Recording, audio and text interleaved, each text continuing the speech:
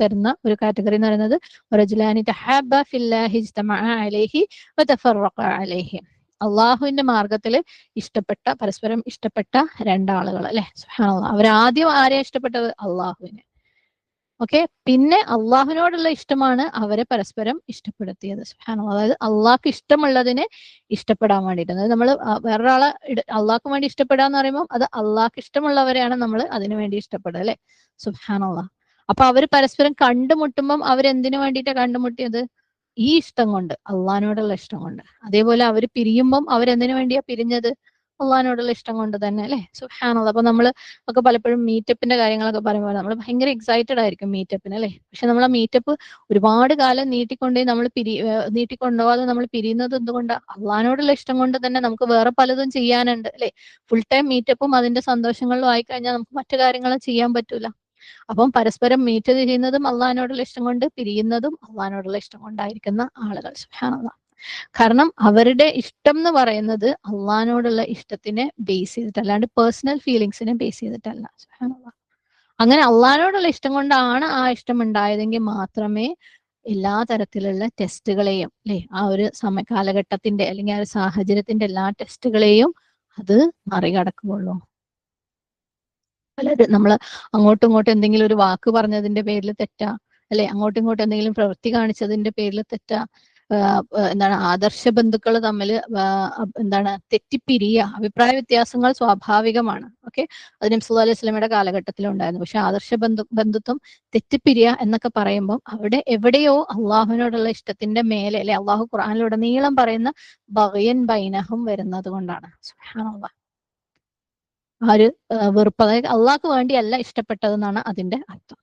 Okay, അപ്പൊ നമ്മൾ ഓരോ ബന്ധങ്ങളെയും നമ്മൾ എടുത്തു നോക്കുക. തെറ്റിപ്പിരിയേണ്ട ഒരു അവസ്ഥയിലേക്ക് ഏതെങ്കിലും ബന്ധം എത്തിയിട്ടുണ്ടെങ്കിൽ അത് എന്തുകൊണ്ടാണ്? അത് നമ്മൾ അള്ളാഹ്ക്ക് വേണ്ടിയിട്ടല്ല ഇഷ്ടപ്പെട്ടത്. അത് നമ്മൾ കുടുംബങ്ങളിലാണെങ്കിലും വ്യക്തി ബന്ധങ്ങളിലാണെങ്കിലും സ്വന്തം, അതായത് ഇപ്പം ബാപ്പയും മക്കളും തമ്മിലും സഹോദരങ്ങളും തമ്മിലൊക്കെയും തെറ്റിപ്പിരിയുന്ന സാഹചര്യങ്ങളിൽ നിന്ന് നമ്മൾ കാണുന്നുണ്ട് അല്ലെ. അപ്പം അവരിഷ്ടപ്പെട്ടത് വേറെ എന്തോ കാരണത്തിന് വേണ്ടിയാണ് അവർ വെറുക്കുന്നത്, തെറ്റിപ്പിരിയുന്നത്. അപ്പൊ അവരിഷ്ടപ്പെട്ടത് വേറെന്തോ കാരണത്തിന് വേണ്ടിയിട്ടാണ്. ഓക്കെ, ഇനി ഇസ്ലാമികമായിട്ടുള്ള ബന്ധുത്വമാണെങ്കിൽ പോലും തെറ്റിപ്പിരിയുന്നുണ്ടെന്നുണ്ടെങ്കിൽ അവരിഷ്ടപ്പെട്ടത് വേറെന്തോ ഒരു കാര്യത്തിന് വേണ്ടി ആയിരുന്നു. സുബ്ഹാനല്ലാഹ്.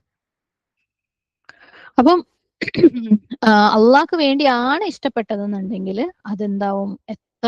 എന്തൊക്കെ കാലഘട്ടങ്ങൾ, എന്തൊക്കെ കാര്യങ്ങൾ നടന്നു കഴിഞ്ഞാലും, ഓപ്പോസിറ്റ് സൈഡിന് എന്തൊക്കെ വന്നു കഴിഞ്ഞാലും, ഇപ്പം ഒരാൾ കുറേ ഉദാരമായിട്ട് കുറെ കൊടുക്കുന്ന ആളാന്ന് വിചാരിക്കുക, അയാളെ കൊടുപ്പ് നിർത്തിക്കഴിഞ്ഞാലും ആ സ്നേഹം അവിടെ ഉണ്ടാവും. അയാൾ നല്ല രീതിയിൽ സംസാരിക്കുന്ന ആളാന്ന് വിചാരിക്കുക, പക്ഷെ ഒരു വെറുക്കപ്പെട്ട സംസാരം അവരിൽ നിന്ന് വന്നു കഴിഞ്ഞാലും ആ ഇഷ്ടം അവിടെ ഉണ്ടാവും. കാരണം ആർക്ക് വേണ്ടിയാ സ്നേഹിച്ചേ? അള്ളാഹ്ക്ക് വേണ്ടിയാ സ്നേഹിച്ചേ.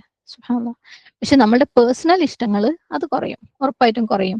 കാരണം നമുക്ക് അതിന് വേറെ റീസൺസ് ഉണ്ടാവില്ല. ആ ഒരു ഇഷ്ടത്തിന് ഒരു റീസൺ ഉണ്ടാവും. ഇങ്ങോട്ട് എന്തെങ്കിലും കിട്ടുമ്പോഴായിരിക്കും നമ്മൾ ആ ഇഷ്ടം ഇഷ്ടപ്പെടുന്നത് അല്ലെ. ഈവൻ പലപ്പോഴും ഭാര്യ ഭർത്താക്കന്മാർ തന്നെ അവർ തമ്മിലുള്ള ഇഷ്ടം കുറയാൻ, അല്ലെങ്കിൽ അവർ തമ്മിൽ തെറ്റിപ്പിരിയാനുള്ള കാരണങ്ങൾ കിട്ടേണ്ടത് പലതും കിട്ടാണ്ടാവുമ്പോഴാണ് അല്ലെ. സ്നേഹം കിട്ടാണ്ടാവുമ്പോൾ മൂപ്പര വേണ്ട, പൈസ കിട്ടാണ്ടാവുമ്പോൾ മൂപ്പര വേണ്ട, പലതും കിട്ടാണ്ടാവുമ്പോൾ നമ്മൾ അങ്ങ് വേണ്ടാന്ന് വെച്ചേക്കും.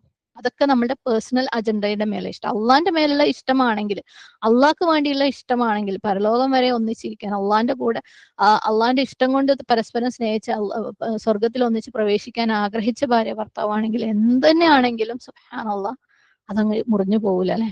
സുബ്ഹാനല്ലാഹ്. പക്ഷെ പേഴ്സണൽ ഇഷ്ടങ്ങളാണെങ്കിൽ അതങ്ങ് പോവും.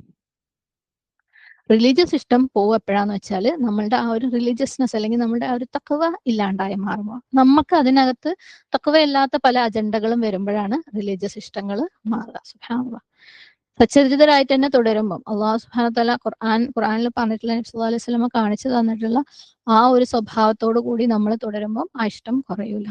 ആ ഇഷ്ടം എന്തൊരു സാഹചര്യത്തിലും അത് വളരേ ഉള്ളൂ. പക്ഷെ അള്ളാഹ് പറഞ്ഞതിന് അപ്പുറത്തേക്കല്ലേ, അസൂയോ വിദ്വേഷമോ ഞാനെന്ന ഭാവമോ ഞാൻ മേലെ നിൽക്കണം എന്നുള്ള ചിന്തയോ ഇനി വേറെ എന്തെങ്കിലും ഓക്കെ, എന്നാലും എന്നോട് ഇങ്ങനെ അങ്ങനെ പറയാ, അതിനോട് ഇങ്ങനെ അങ്ങനെ ചെയ്യാതെ ഞാൻ എന്നുള്ള ഭാവമൊക്കെ അവിടെ വന്നു കഴിയുമ്പോഴാണ് അവിടെ എന്താവുക? ആ ഇഷ്ടം കുറയുക. സുബ്ഹാനല്ലാഹ്. അല്ലെങ്കിൽ അതിലൊരാൾ അള്ളാഹുവിന് അനുസരണക്കേട് കാണിക്കാൻ തുടങ്ങും. അതായത് ഇത് തന്നെ സെയിം സാധനം, അള്ളാഹ്ക്ക് ഇഷ്ടമില്ലാത്ത കാര്യങ്ങൾ ചെയ്യുക എന്നുള്ളത് അള്ളാഹുവിന് അനുസരണക്കേട് കാണിക്കലാണല്ലേ. ഒരു കൂട്ടർ അള്ളാഹുവിന് അനുസരണക്കേട് കാണിച്ചു തുടങ്ങുമ്പോഴാണ് അവിടെ ആ ഒരു ഇഷ്ടം കുറയുക. സുബ്ഹാനല്ലാഹ്. അങ്ങനെയുള്ള സാഹോദര്യം, അങ്ങനെയുള്ള സിസ്റ്റർഹുഡ് അല്ലെങ്കിൽ ബ്രദർഹുഡ് എന്ന് പറയുന്നത് ഇന്നത്തെ കാലഘട്ടത്തിൽ വളരെ കുറവാണ്. സുബ്ഹാനല്ലാഹ്. സുബ്ഹാനല്ലാഹ്. പക്ഷെ ഇമ്പോസിബിൾ അല്ല കേട്ടോ. ഇല്ലാണ്ട് തീരെ ഇല്ല എന്നല്ല, അത് കിട്ടുകയൊക്കെ ചെയ്യും. ദുആ ചെയ്യുക നന്നായിട്ട്. അതുപോലെ അങ്ങനെയുള്ള ബന്ധങ്ങൾ ഉണ്ടെങ്കിൽ അതിനെ നിലനിർത്താൻ വേണ്ടിയിട്ട് ദുആ ചെയ്യുക. അധികം എക്സ്പോസ്ഡ് ആക്കാതിരിക്കുക. കാരണം ഇന്ന് ഇനിയിപ്പോ ഒന്നും അല്ലെങ്കിലും ഹസദ് നന്നായിട്ട് വർക്ക് ചെയ്യും. സുബ്ഹാനല്ലാഹ് അല്ലെ? അസൂയ. അല്ലെങ്കിൽ ഇബ്ലീസ് വന്നിട്ട് മൂപ്പരെ കൊണ്ട് പറ്റുന്നത് മൂപ്പര് ചെയ്തിട്ട് പോകും. സുബ്ഹാനല്ലാഹ്. അപ്പം അത്തരത്തിലുള്ള ബന്ധങ്ങൾ കിട്ടൂല എന്നല്ല, കിട്ടാൻ സാധ്യതയുണ്ട്. കിട്ടാൻ വേണ്ടി ദുആ ചെയ്യുക. കിട്ടിയാൽ നിലനിർത്താൻ വേണ്ടി ദുആ ചെയ്യുക. അത് അള്ളാഹ്ക്ക് വേണ്ടി ആക്കാൻ വേണ്ടിയിട്ട് ദുആ ചെയ്യുക. പ്ലസ് അതിനെ എക്സ്പോസ്ഡ് ആക്കാതിരിക്കാൻ വേണ്ടിയിട്ട് ദുആ ചെയ്യാം. ഓക്കെ, അത് എന്തുതന്നെയാണെങ്കിലും, അത് ആദർശ ബന്ധുത്വമാണെങ്കിലും കുടുംബത്തിനകത്തുള്ള ബന്ധമാണെങ്കിലും ഭയങ്കരമായിട്ട് അത് തന്നെ പറഞ്ഞുകൊണ്ടിരിക്കുമ്പോൾ ഏതെങ്കിലും ഒരു സമയത്ത് കണ്ണും അസൂയയും ഒക്കെ ഏറാനുള്ള സാധ്യതയുണ്ട്. അതേപോലെ എപ്പോഴും സംരക്ഷണത്തിന് വേണ്ടിയിട്ട് ദുആ ചെയ്തുകൊണ്ടേയിരിക്കുക. സുബ്ഹാനല്ലാഹ്.